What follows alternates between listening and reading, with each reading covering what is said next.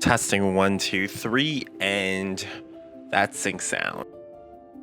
So earlier today, my friend Blake asked if he can do a documentary on me for one of his classes, and this is what I said: sure. Now the question is, like, when someone is making a documentary of you, you want to present yourself as someone else that is probably something different or something authentic.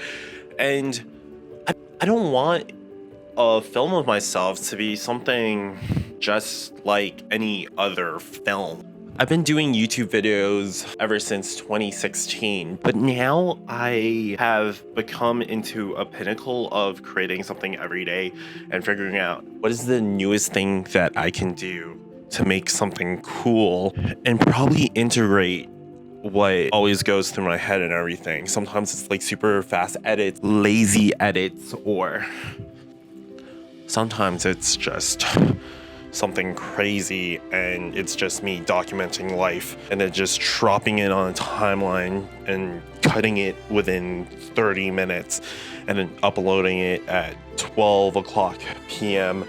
the next day. Now, like, the only concern about this is, like, he has a time frame in order to make this doc, but I also want him to have like a really cool project that is like completely different, that he top his class. I gave him a proposition and said, hey, I'm going to send you a bunch of filmmakers, and while I was researching some of these filmmakers, I fully came back and watched my favorite like filmmakers that I really like, which are YouTubers: Dan Mace, Casey Neistat, Max, what's his last name? And then I've been picking up like Van Neistat stuff and then looking back at like old school Tom Sachs stuff, which has technically inspired my stuff, but also hasn't, because like everything's just being thrown on and then like using whatever I learned in filmmaking and then throwing that onto cool transitions isn't the cool thing. Here's the thing: I had to do a little bit of research on what I want to present and make sure that the film is going to be a-okay. So